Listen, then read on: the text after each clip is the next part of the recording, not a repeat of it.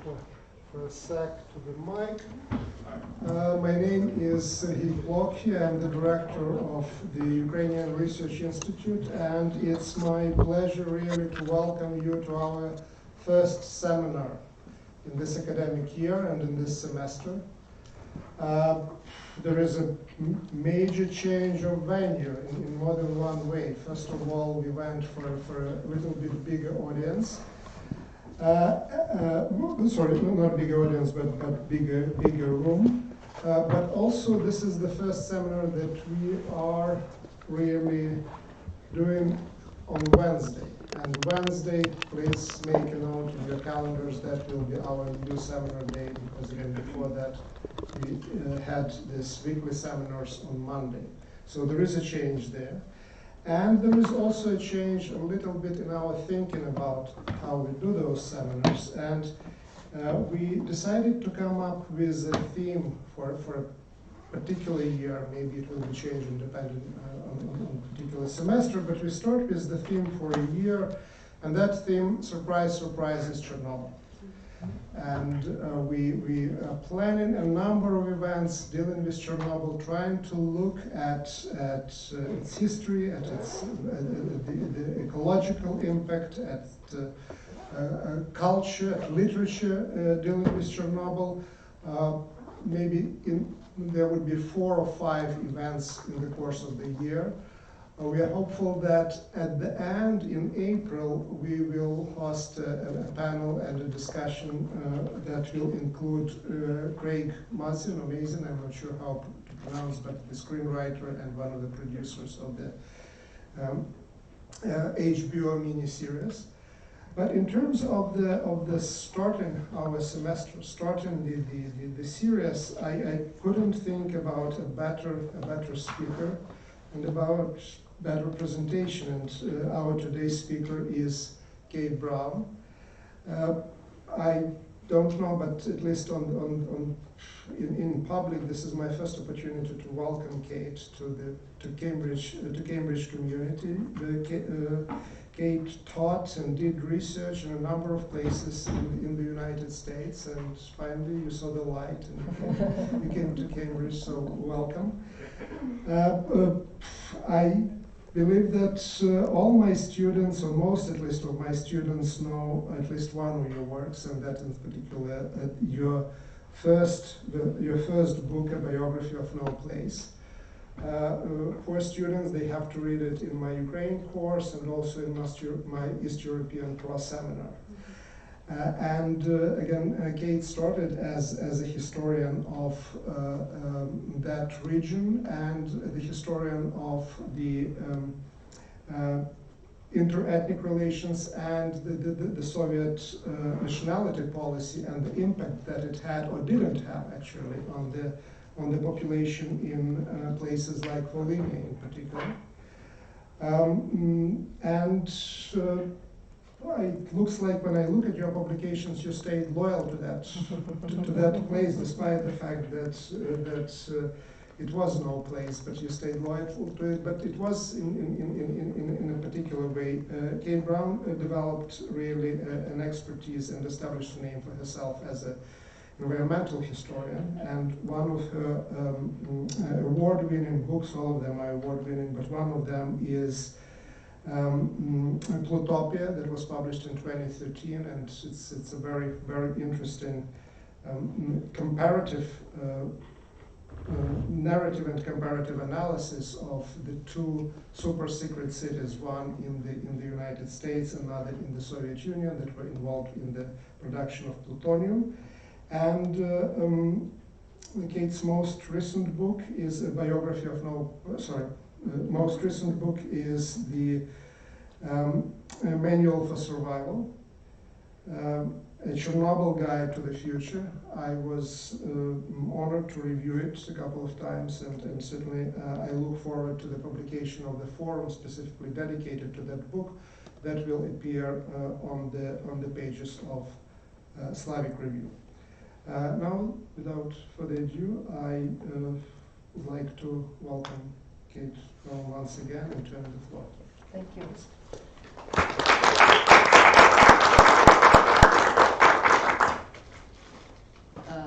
coming today, and you having trouble hearing? I have to lean over to get this. Biography of No Place that I wrote as a dissertation, and I circled around this area that was basically circling around the Chernobyl zone, and I didn't pay much attention to it in the 1990s, unbelievably. Heard stories about it, carefully filtered them out as I focused on my dissertation topic. And once I published that book, in an epilogue I talk a little bit about the Chernobyl zone, and an editor called me up around 2004 and said, will you write a whole book about Chernobyl as a pivotal moment in global history? And I said, no, who wants another book on Chernobyl? And instead I wrote this book, Plutopia. That did somehow inspire me to get interested in nuclear topics. And so I wrote this book about Plutopia, about the first two cities in the world to produce plutonium. There's a Siberian city and an American one. And at the end of that book, as I researched that book, farmers in Siberia and in eastern Washington kept telling me the same stories about their health problems. And they were weird health problems, a whole sort of bouquet of symptoms, and they attributed them to the radiation from those plutonium plants. I asked the scientists about it, and they said, no, that doesn't make any sense, what they're reporting. They're just dumb farmers, why would you believe them? And I wrote a little bit about that, what I could find in Plutopia, but I didn't feel like I found enough to really be able to make that case one way or the other. So I thought, I'll just go and see if what's in the Chernobyl archives. Civilian site, happened later. And so I walked into 2014 in the summer, I was in Kiev, I walked into the archives, I knew the women there for my biography of No Place. Everything was the same potted plants, same Oregon full carpet. And I said, can I see the health files on the Chernobyl accident? And they said, oh, they don't exist. What are you talking about? That was a banned topic during the Soviet Union, and nobody would have written about that. And I said, oh, come on, let's just take a little look. And they looked, and sure enough, in no time at all, didn't take a great researcher, whole document collections in plain Ukrainian, the medical effects, medical consequences of the Chernobyl catastrophe. And they stacked up all around me, and I realized I was going to be at this job of reading these files for years, and indeed I was. So the interesting thing I found as I started working my way through the Ministry of Health archives and then the Ministry of Agriculture archives. And I did this in Kiev, then I moved down to Minsk, and then I moved down to the province level, Zhytomyr, Chernihiv, Gomel, Mogilov. Then we got down to the county. Finally, I hired a couple of research assistants, which I'd never done before, and we got down to the county hospital records in southern Belarus. And then we checked the federal records in Moscow.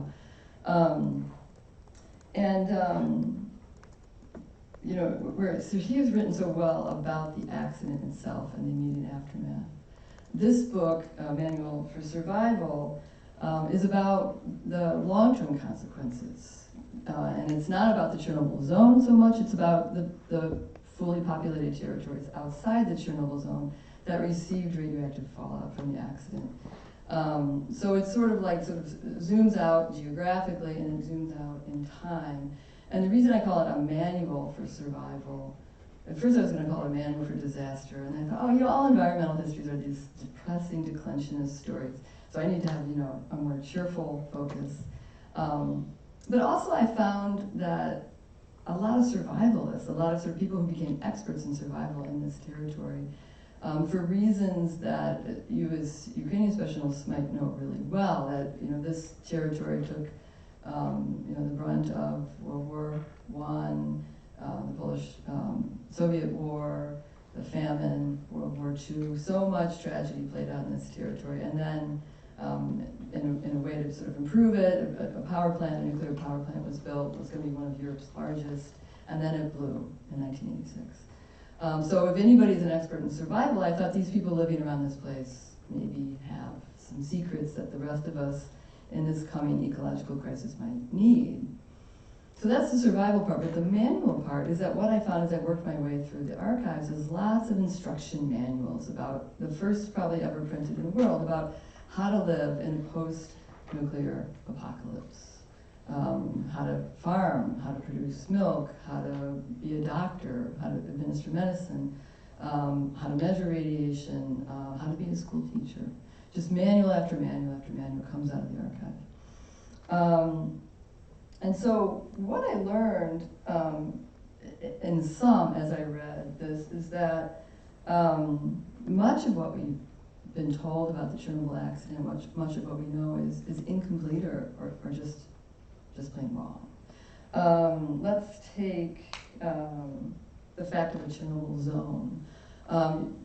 Moscow leaders, created this Chernobyl zone. It eventually became 30 kilometers square, circling the zone, and the notion was that radioactivity was safely contained in that zone. But what I found is that just a couple days after the accident, they realized in the Division of Hydrometeorology that a big storm front was building up and it was heading northeast towards the big Russian cities, Voronezh, Yaroslavl, and Moscow. And so they sent up pilots to manipulate the weather so radioactive rain came down on rural Belarus in order to save urban Russia. And I think this map is just, this is 1986 count, shows you pretty well how the pilots waited until the clouds had passed Gomel. Gomel had a city with a pretty large population, about 500,000, and then let it rain. And you can see from this map how the hotspots of radioactivity are nearly as hot in that southern and the sections of the Gomel province as they are right next to the accident zone. Maybe this was an okay triage operation. 200,000 people lived in that territory, millions of people lived in the cities. The only problem was that they didn't tell anyone in Belarus they had done this, not even Svyunukov, the leader of the Belarusian Communist Party. So several hundred thousand people are down there, they're farming, they're carrying on as normal.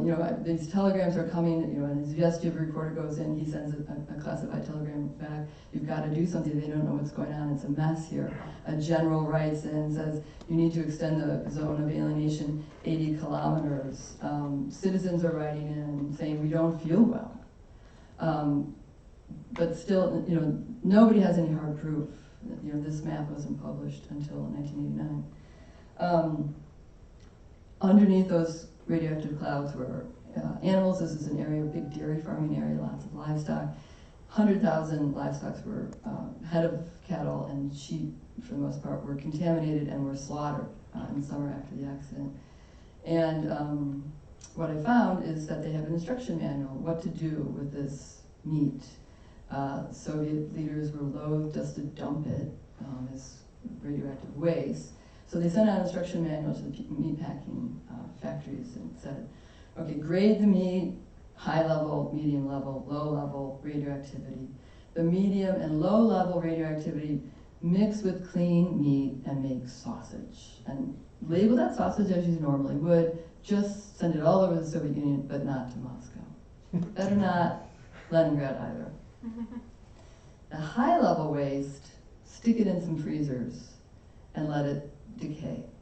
And when it gets cleaner, we'll deal with it later.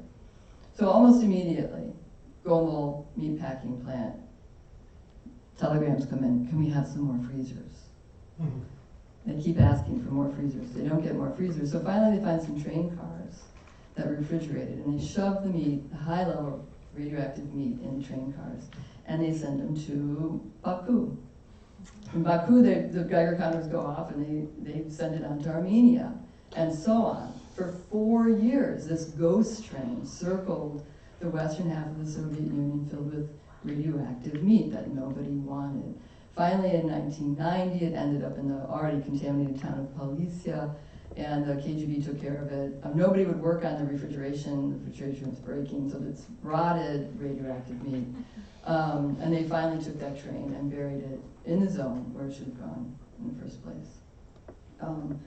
And this, I find working my way through the agriculture, Ministry of Agriculture records that almost everything is recording levels of contamination of food.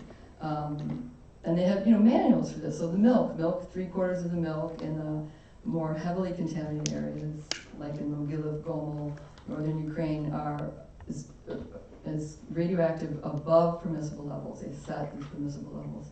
3/4 of milk. So what do? You make butter, powdered milk, sour cream, anything to sort of delay the consumption of it so that at least the radioactive iodine has a chance to wear off. They had trouble, 22% of mother's milk was above permissible levels. And I just try to imagine the scientists who first have to figure out a permissible level of radioactivity in mother's milk, and then the people who have to somehow monitor that. Wheat, honey, berries, tea, mushrooms, on and on and on. They kept coming up with more requests. What's the permissible level for this category of food? Nobody had ever done this kind of thing before. It takes a long time to figure out that story. The other thing that we're told is that 300 people were hospitalized after the accident. It turns out that count is from one hospital, largely one hospital in Kiev, but mostly hospital number 6 in Moscow, the one that featured in that HBO show. The count I get from the records is that in the summer after the accident, not 300 people were hospitalized, but 40,000 for Chernobyl-related exposures, a quarter of whom were children. And what doctors are reporting is listless kids, chronic fatigue. Everybody sort of talks about this sore throat that then develops into lung infections, digestive tract disorders. In some areas, 50% of the kids have enlarged thyroids, just a big sort of goiter sticking out.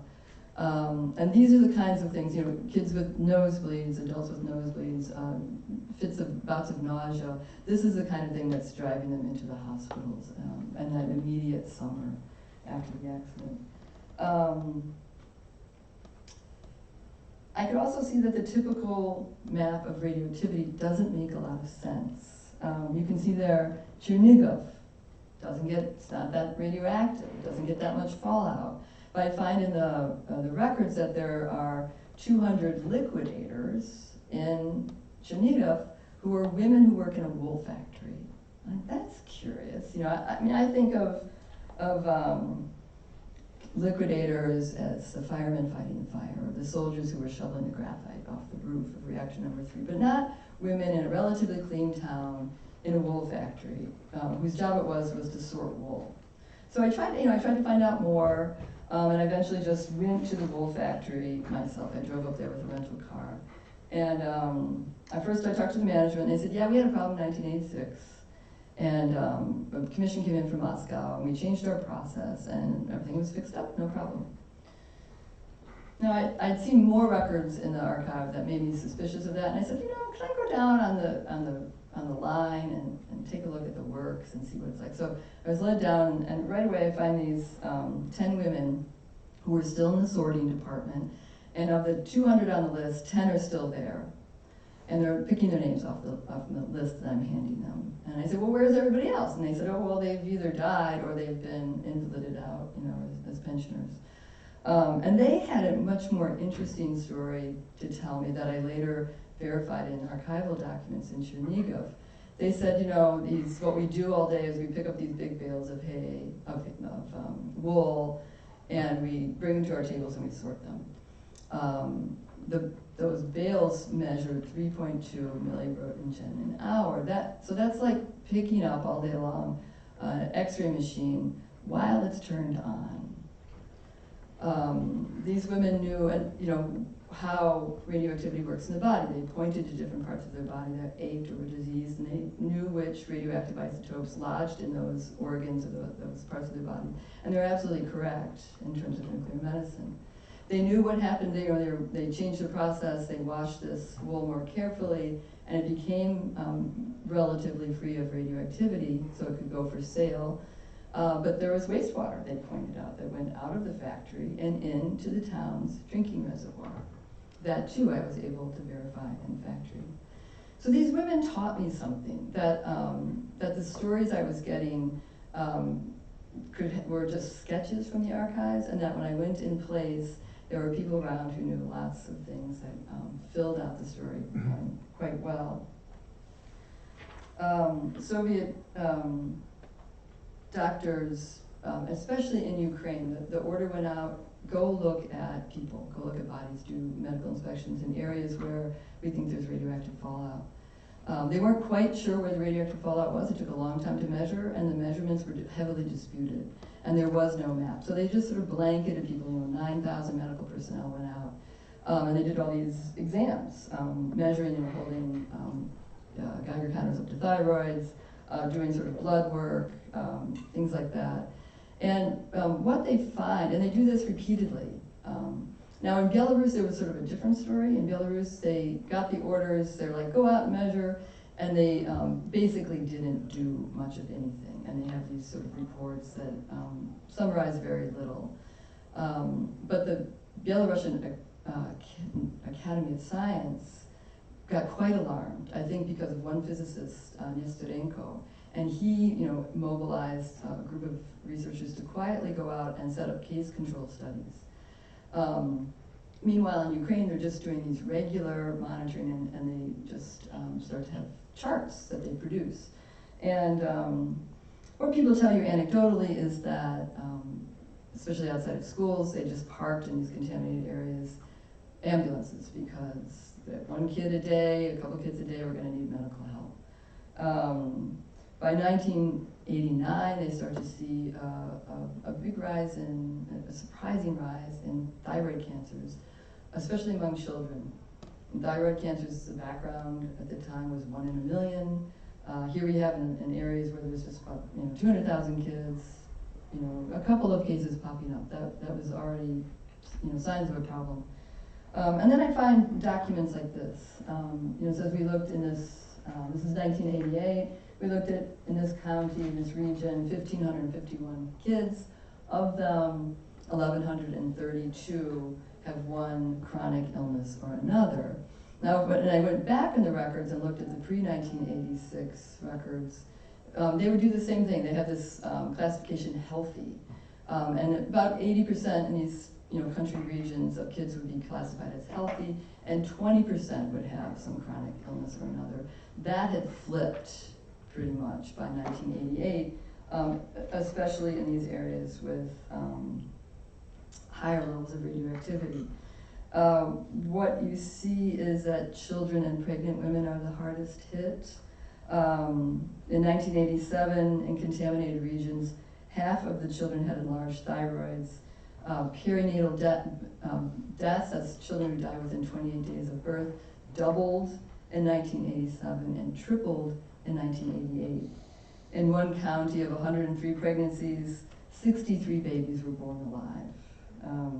Heart defects doubled. These are the kind of numbers that are coming in. Among adults, there's increased frequencies of heart disease, thyroid disease, gastrointestinal and urinary tract disorders, cataract problems, liver and blood disease tripled between 1984 and 1988. Cancer rates started to climb between 1986 and 1989 in that Mogilev region where they seeded the clouds. They had 5 times higher per capita cancers than the rest of Belarus. And so here's one visualization that was sent in. It's about 1989. And this is a dynamic of mortality or illness among children 4 to 6 with severe anemia in this Chirikov region of the Mogilev Oblast. And normally you would expect to see a wavering line of health problems that come, but this, when you see an arrow going straight up like that, that signifies real problems. But I'm a little stuck as I'm reading the archives because there's different conflicting measurements.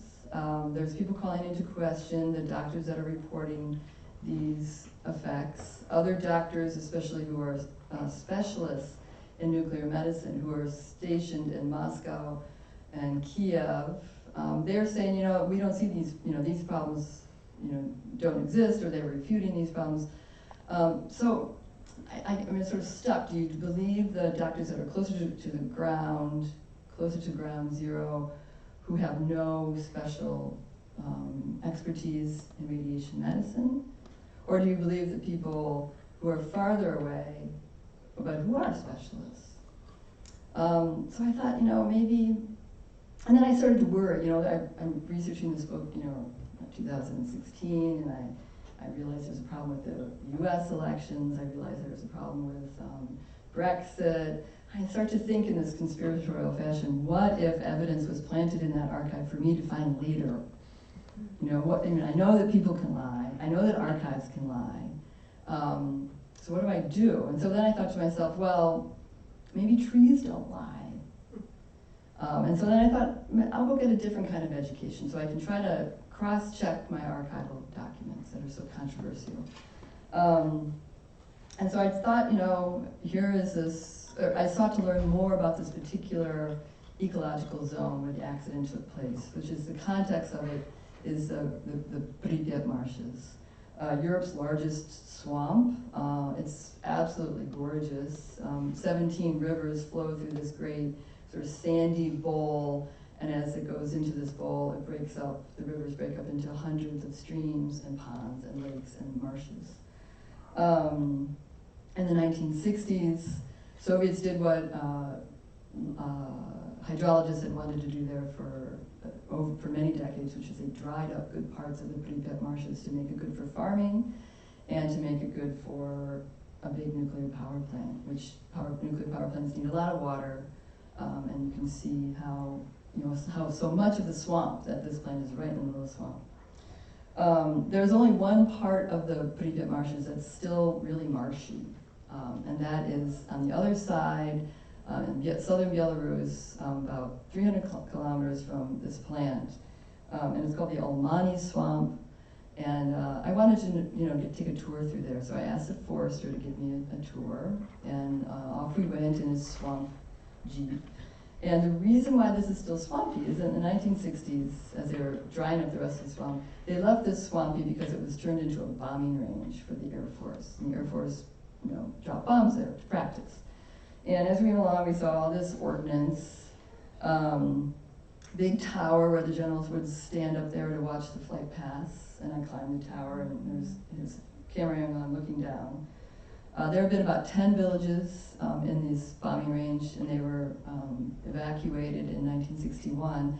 And we went to the site of one of the villages, and all that's left is a cemetery. And we're looking around, and I noticed a bomb crater. There's a lot of bomb craters all around, and I see these pine trees growing out of the bomb crater, and I look a little closer, and there's this funny-looking pine needle.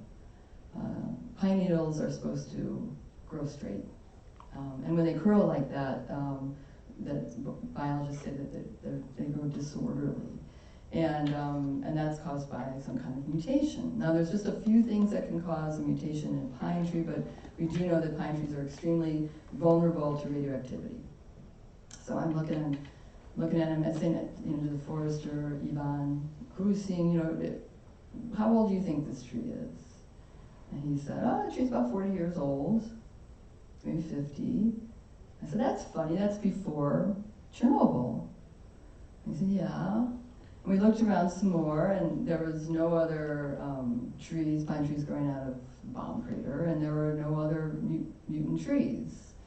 So now I'm left to wonder, and I put this little photograph here of the curly, mutated pine needle in file that I had been gathering about testing of strategic nuclear weapons in that bombing range, which I had just seen, after the fall of the Soviet Union, a couple of leaders had mentioned this in their memoirs.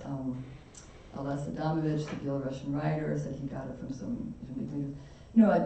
I couldn't verify that rumor because those records of Soviet nuclear testing are safely held in Moscow, and they're off limits to researchers like me. And that is the nature of power, that powerful people can make information off limits should they choose to do that. So what do? Do we just accept that, or do we try to find other ways to verify the story? So I kept looking around, and I found this 1974 publication. It was called Global Fallout from Cesium-137, a really sexy title. And it was published by these guys who were specialists in nuclear emergencies, and I recognized them from writing about them in Plutopia. These guys showed up wherever there was a nuclear emergency in the Soviet Union. So if you saw them coming You know, you would just, if they knocked on the front door, it was like the Grim Reaper coming, and you should just run out the back door and keep going. And so strangely, these guys show up in this swamp in 1963. And they stay and they do a 4-year study, and the uncensored, you know, publishable version was published in 1974. So they did this study before, you know, they broke ground on the plant in 1970, so they do this before they even break ground on the Chernobyl plant. And this, they publish a map, and this is the map of hot spots of radioactivity in that Olmani swamp. The black spots are really hot. That's about where I was standing, and then the red spots. Now this is, you know, pretty far west from the Chernobyl, about 200 kilometers west from the Chernobyl site. And they're saying in their censored publication that this is from global fallout, mostly from US bombs, they say. But it gave me a little bit of a sense of maybe there was something to that rumor that they were testing strategic nuclear weapons in that bomb. I had also talked to medical researchers who said, yeah, we went looking for birth defects, and we found a lot of birth defects over there near Olmani. But strangely, a lot of people with birth defects were born before 1986.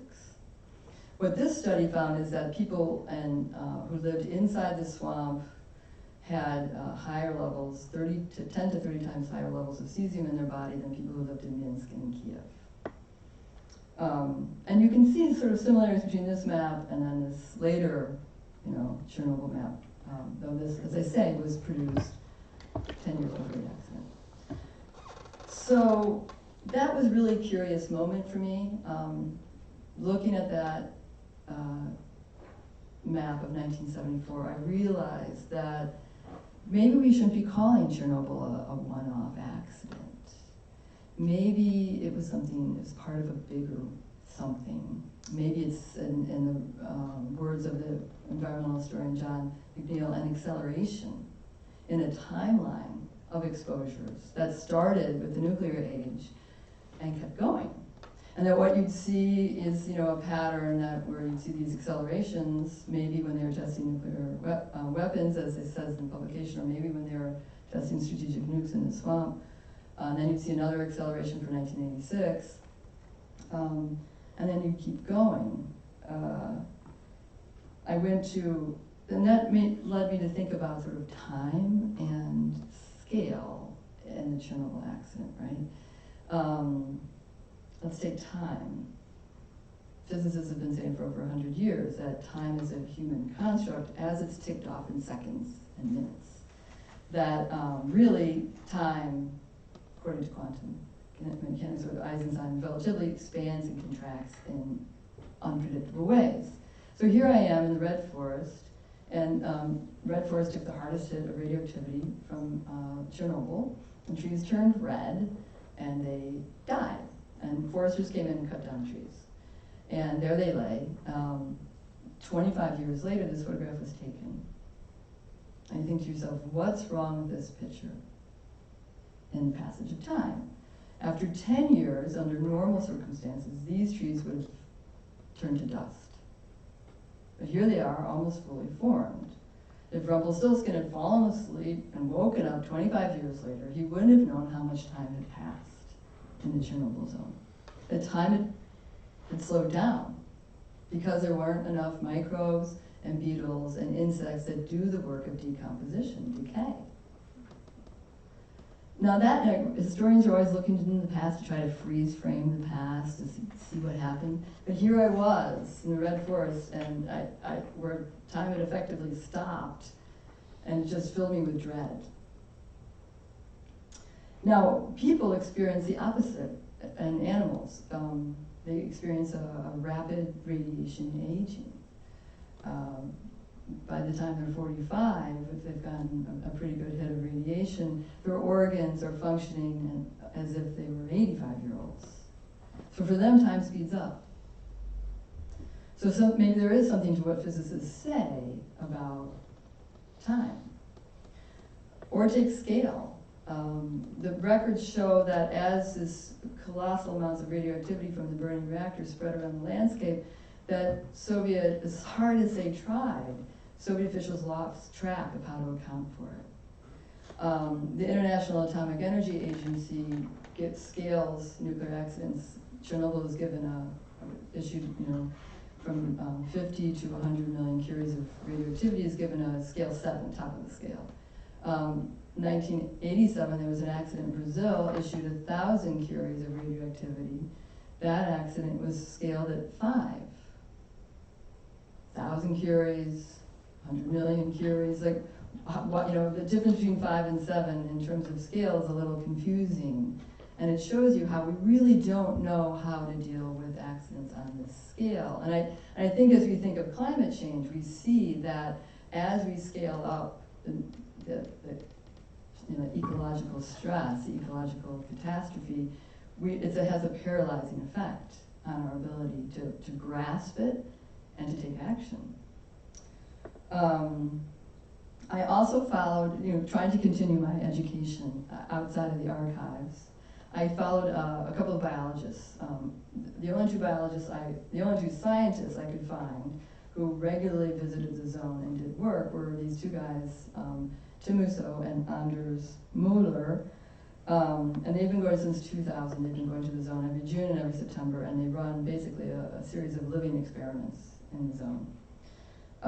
You often hear in the press that the Chernobyl zone is thriving, and I wanted to sort of test out and follow them and see if that was true.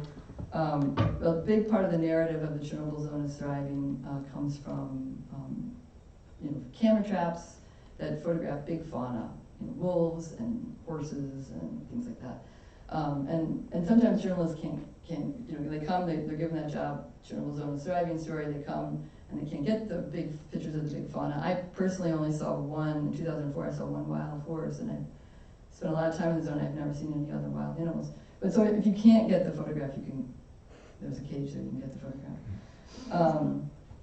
And I learned a lot from these biologists. I learned that within the Chernobyl zone, the radioactivity is not diffuse, evenly diffuse. It differs by 4 orders of magnitude. So some areas are quite cool. Like if you go there and you stay in the shtetl of Chernobyl, it's, levels of radioactivity are okay. They're lower than probably here in Cambridge. But if you go to places like the Red Forest, they're really high. And so they were able to, then use that as sort of a case control comparison as they do it. And what they found in the more radioactive areas is that, basically that populations were depressed by, 1/3 or to half. So what they find is that in these hot areas, there's very few pollinators. Without many pollinators, there's not much fruit born. Without much fruit, there aren't many frugivores, birds that eat the fruit. And without the frugivores, there's nobody to spread the seeds of these fruit trees. So they found all of 3 apple trees had seeded in these hot areas after 1986. So what they're describing is a cascade of extinction. And so it said, every rock we turn over, we see damage. And on this smaller scale. In 2017, I was following them, and Tim said to me, "Oh, we're going to go to the Red Forest today," and that was something that I've been hoping to avoid. And I thought, I'm almost done with this project, But sure enough, off we go, and I had agreed to go wherever they go, so we go. And Red Forest is in a pretty forest. You see these mutations. This is like a grand scale of that curled pine needle, where the whole, these pine trees were planted commercially because they grow board straight to make good lumber for your houses. And you can see this one would make an awful, awful house. In other places, the trees are trying to become trees, but they can only manage to be shrubs. As you see these, profound mutations in these little pine trees. These aren't little pine trees; these are quite old, but they can't get beyond the shrub phase. You also notice there isn't much in the way of ground cover. So I expect between like 50 and 100 microsieverts. All of a sudden, my Geiger counter is going crazy, beeping, beeping, beeping, screeching, and I look at it, and it's not 100 microsieverts, but 994. And Tim's like, "Can you turn that thing off?" And I was like, "Why is it making so much noise?" And he goes, "Oh, well, we had a forest fire here about 8 months ago, and that burned the leaf litter and the trees where radioactivity had been stored, and that volatilized it again into smoke and ash and raised the level of radioactivity. Now, I think the IEA would probably scale this around scale 5 if anyone had noticed. But nobody had noticed. I checked the press. So this 2017 event was sort of a major nuclear event that went by.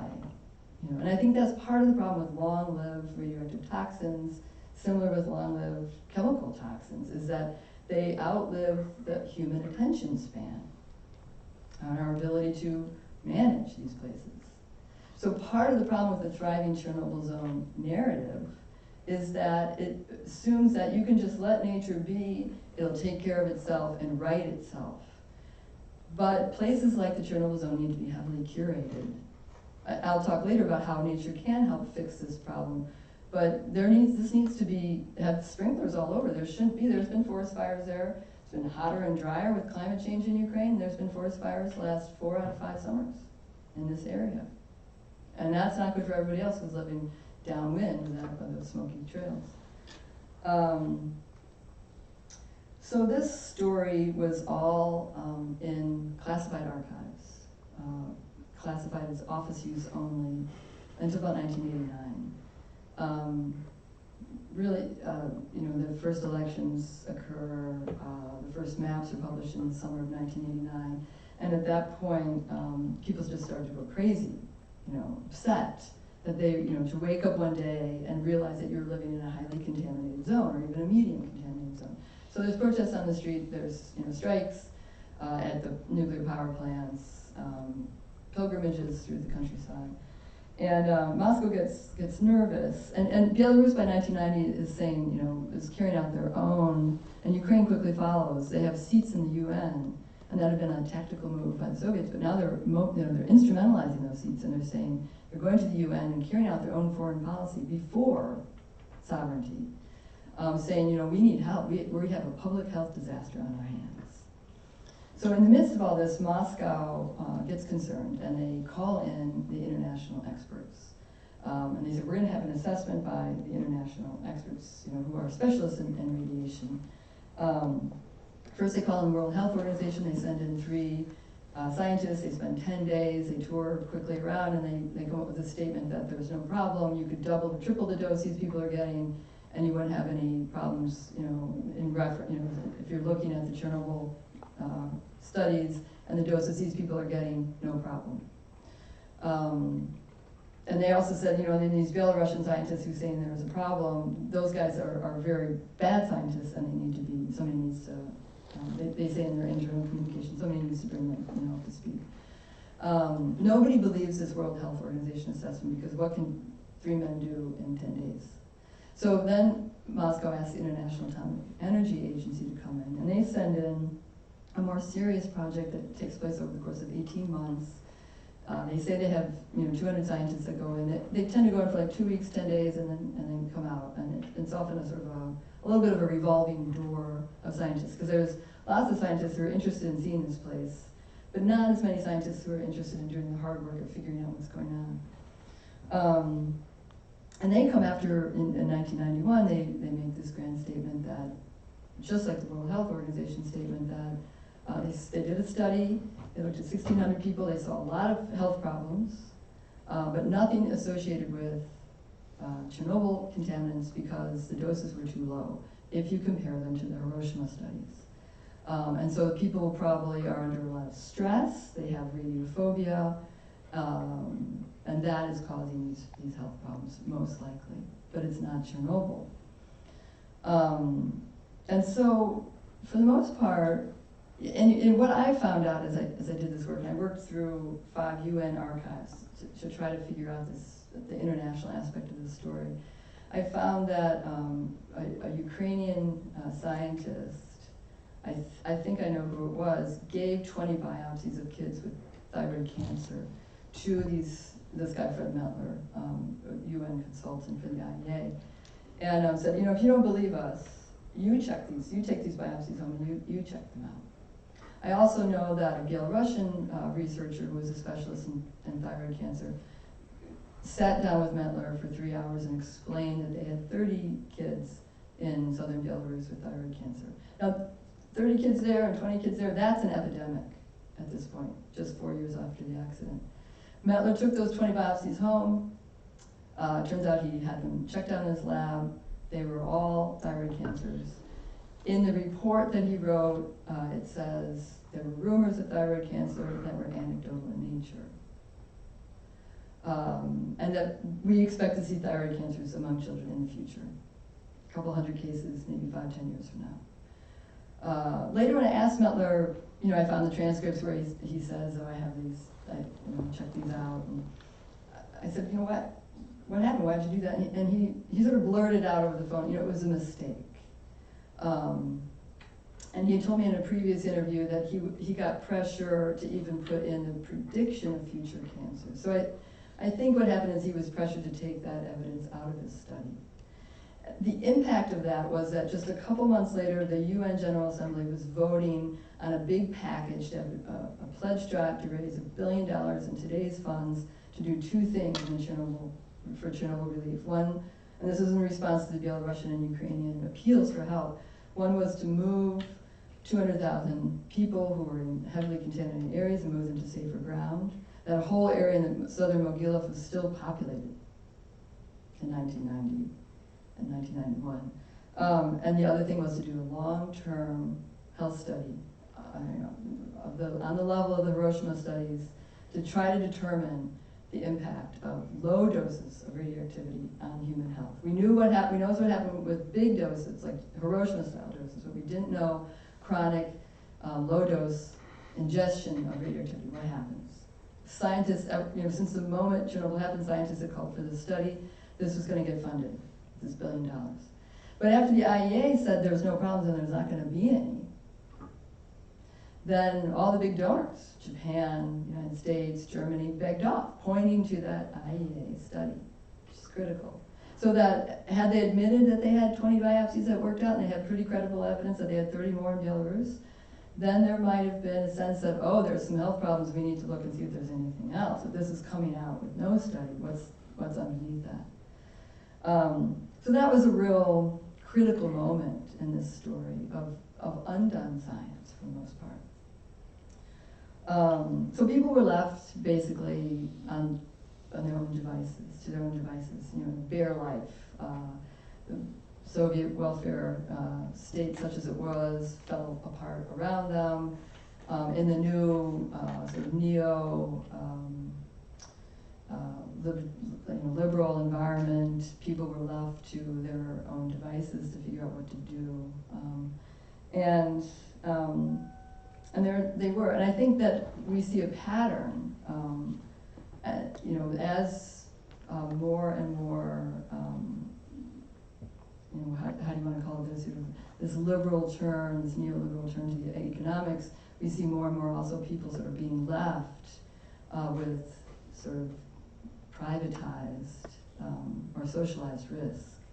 Now, whether there is a correlation between this new political orientation and the planet in a state of ecological crisis, is I think we shouldn't leave that just to scientists alone to decide, that we humanists should weigh in on that, or do we see patterns in this way?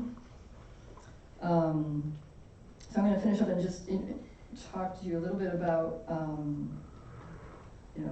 what this means for us. Like, you hear these stories about Chernobyl and you're like, oh, thank God I'm not in Ukraine right now. That's a story out there. And that's when I was in grad school, that's how I was taught to think of history as something that was contained within national borders and contained in time. Events happen and in the end, they occur within borders. But what I found as I was traveling around in the summers in northern Ukraine is that there are all these people picking blueberries in the forest, just tons and tons and tons, on the level of thousands of people. It's a big operation, kind of on an industrial scale. Mostly women would have vans, and they would meet the pickers right outside the forest on the road and buy their blueberries. Each picker, the buyers told me they bought about 2 tons a day of berries. And so my research assistant and I, we decided to go undercover berry picking. And there I am happily selling my berries to the buyer. And then we followed the buyers to the warehouse where they take their 2 tons, and they sell it to this nice lady who was there to buy them. And every crate that came in, she had a wand, and she wanded the berries for radioactivity. And then she put it in a mass, in a little spectrometer to test if they came up too high. And I said, how many of these berries are radioactive? And she said, all the berries are radioactive. But some are really radioactive, like 3,000 becquerels a kilogram. The cutoff was permissible level was 450 for Ukraine. It's 150 for Belarus. So we stood around, watched her take the berries, buy the berries, and the dirtier berries on this side of the room, and cleaner berries over there. And but I noticed she bought all of the berries. So I said, "What are you doing? Why are you buying those over the permissible levels? You can't use those; they're over the permissible level." I didn't really get a good answer, but the pickers told me, just like the sausage, you take the cleaner berries and the dirtier berries, and you mix them, and you get an average. And then those berries, after 2014, when Ukraine joined the European Association Agreement, those berries are going into Poland to become part of the EU economy. And in Poland, they're processed, they're frozen, they're put in yogurts, etc. Marketed as wild organic blueberries, because in the organic label, there's nothing said about radioactivity at all. So that's already getting a little closer, right, to our breakfast tables. But then I found these records talking about the border between between Canada and the US, a truck came over with a radiating mass inside. So I called the guy, and went, "What's with this radiating mass?" And he goes, "Oh, those were blueberries from Ukraine." I said, "What'd you do?" He goes, "Well, they were within the permissible levels, which was for the United States is 1,250 becquerels a kilogram, so we let them in." So now those berries start to look a little bit, closer to our breakfast tables, and we start to think about this sort of global quality of not just Chernobyl, but all these nuclear events. And that's what, one thing that really, I really puzzled over as I finished this book was why were the European powers, which at first were so happy to say, yeah, the Soviets had a bad accident, not 2 people died, but 2,000 people died. That was the first statement. Thousands more will die, like exaggerated claims of horror. And then they quickly dialed that down. By the end of the summer of 1986, they were saying, "No, we don't think it's going to be so bad." Why would they do that? Why would they help the Soviets minimize this disaster? And I started thinking about, the big UN powers are also the big nuclear powers.